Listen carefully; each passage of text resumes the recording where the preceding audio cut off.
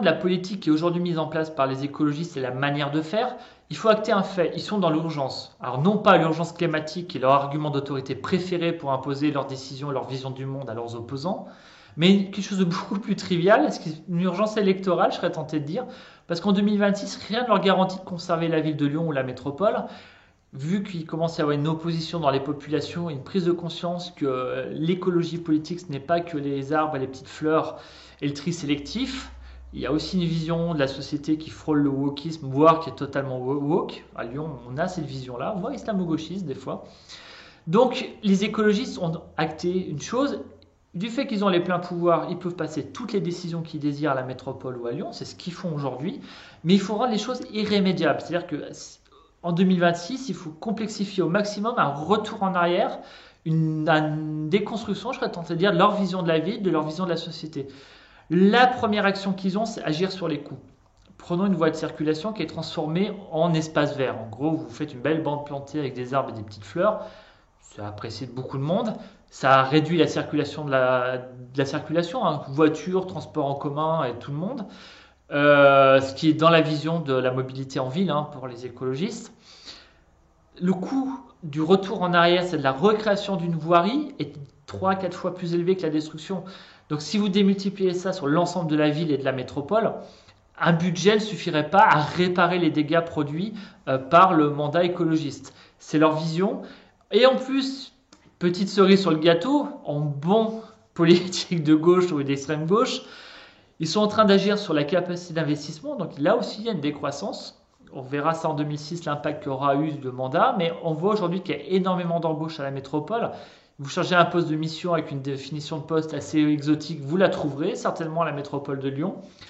Mais voilà, donc ça c'est des choses qui coûtent de l'argent, qui vont coûter de l'argent demain parce qu'on ne supprime pas un poste public aussi facilement que dans le privé.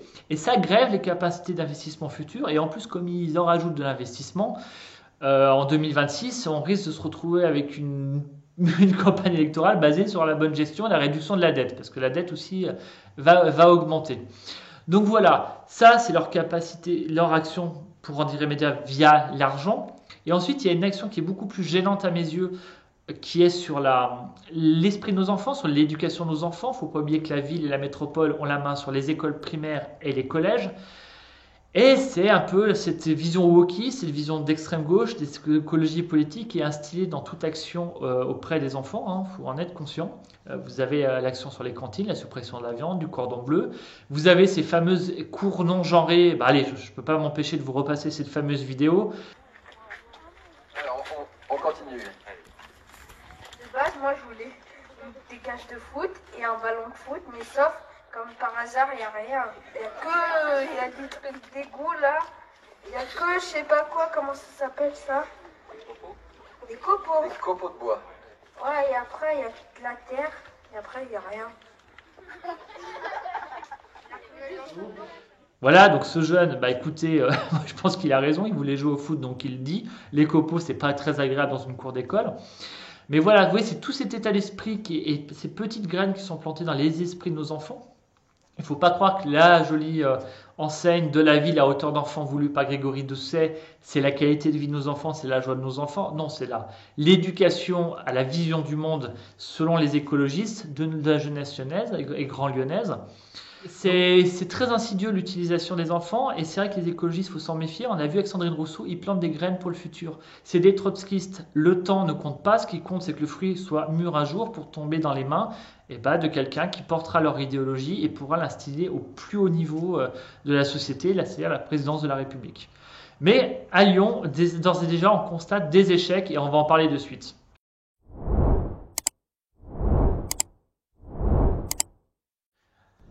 Du fait de cette urgence à agir pour les écologistes, ils commencent à faire des grosses erreurs et on peut aujourd'hui constater deux échecs patents, je serais tenté de dire définitifs, de la vision écologiste dans la manière de gérer la ville. La première, c'est la sécurité et la deuxième, c'est la gouvernance. La sécurité, écoutez, je crois qu'aujourd'hui, vu ce qu'on voit, que ce soit les interventions de Mohamed Chil, l'adjoint, c'est-à-dire la sécurité de la ville de Lyon, ou la vision du maire de Lyon sur cette question-là, je crois qu'on peut conclure à une chose, c'est que demander à un écologiste d'avoir une vision de la sécurité, de la politique de sécurité et d'agir dans ce sens-là dans une ville, ça revient à demander à quelqu'un de droite d'agir dans le sens de la fin de la propriété privée. Je pense que c'est la meilleure image qu'on peut avoir. L'insécurité à Lyon, elle augmente. Je pense à mon ami sénateur Cédric Vial qui, venant de Savoie, s'est fait voler sa sacoche à Vèze, à la gare. Je peux passer à d'autres gens que je connais bien qui ont subi des agressions.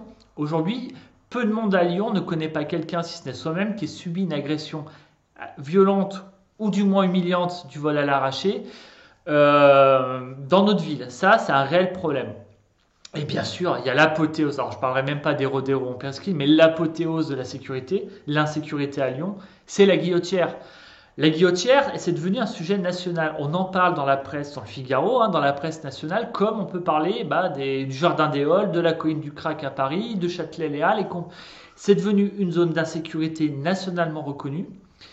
On a eu dernièrement, là, c'était il y a une dizaine de jours, une réunion de concertation de la population de la Guillotière pour transformer la Guillotière, pour la rendre plus sûre. On a parlé piétonisation, verdissement, suppression de mobilier urbain, qui est gênant. Alors ça veut dire les potelets des voitures parce qu'on veut enlever les voitures.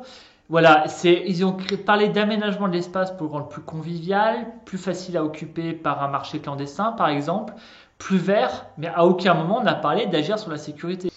Donc, on constate qu'ils sont incapables d'agir là-dessus. C'est un échec réel, patent. Moi, je ne vois que du noir dans l'avenir de la sécurité à Lyon. On attend aussi des choses du national parce que la police, les forces de police et leur capacité d'intervention, c'est aussi le préfet. On se demande ce qu'il fait. Alors, c'est vrai qu'il n'est pas aidé par une ville de Lyon qui idéologiquement coince sur ces questions-là et qui lui tomberait dessus à la moindre bavure, à la moindre, entre guillemets, violence policière. La ville ne serait pas du côté de la police, ni même des gens agressés, et trouverait des victimes dans les agresseurs. Donc ça, il faut en être vraiment, vraiment, vraiment conscient. Le deuxième gros échec des écologistes, c'est la gouvernance de la métropole de Lyon. Aujourd'hui, on est face à une fronde des maires de la métropole contre la majorité verte et extrême gauche. C'est 80% des communes qui se sont en train de dire qu'elles sont prêtes à partir de la métropole parce que le fonctionnement ne peut plus durer, que ce qu'on leur impose ne peut plus être toléré. C'est vrai que des communes comme Vernaison, à qui on a fermé le pont dans un sens pour une raison plus idéologique que réellement pratique, parce que le pont vient de réouvrir, vu les tensions qu'il y a eu, ils ont dû revenir en arrière. C'est le cas par exemple de Charly où la métropole vous prétend avoir une politique d'achat de terres agricoles pour mettre des fermiers, mais les premiers 14 hectares de terres qui vont être achetés, de terres agricoles qui vont être achetées, c'est les 14 hectares du cimetière communautaire qu'ils veulent installer à Charly. En gros, le cimetière serait plus grand que le centre-bourg. Vous voyez, on est dans quelque chose de vexatoire toujours, et c'est aussi le cas du téléphérique dans l'ouest lyonnais qui est refusé par les populations qui sont censées l'utiliser, que ce soit Sainte-Foy, que ce soit Chaponneau, Craponne, voilà, personne n'en veut. Et nous, dans le 2e arrondissement, sincèrement, on n'en a aucune utilité, et puis on ne veut pas avoir des télécabines qui passent au-dessus de notre tête, mais c'est la vision politique des écolos, et ils veulent appuyer dessus. Donc ça crée des grosses tensions. On a un risque réel de sécession de la majorité des communes de la métropole, une métropole croupion qui se retrouverait limitée à Lyon, Villeurbanne, Vaux-en-Velin, Vénissieux. Vous voyez la taille alors, en population, ça fait du monde. En frais de RSA, ça fait du monde, donc je vous explique même pas la politique fiscale que ça impliquerait. Mais voilà, donc on se retrouverait dans quelque chose qui n'aurait plus de sens. Donc qu'est-ce qui se passe là-dedans Donc la métropole, elle est en train d'un peu revenir en arrière sur surtout le plan d'investissement du mandat. Parce que eux, en gros, vous vouliez refaire votre salle des fêtes, vous vouliez refaire votre centre-bourg dans les Monts d'Or. C'était niette. Par contre, vous voulez mettre une cour genrée dans votre école. Là, l'argent pleuvait. Donc, ils vont relâcher un peu de bride, certainement en augmentant la dette, parce qu'ils ne vont pas diminuer l'argent sur leur politique idéologique, mais ils vont peut-être donner des projets à des communes pour calmer un peu l'incendie, mais en faisant de la dette, donc en grèvant encore la capacité d'investissement futur de la métropole.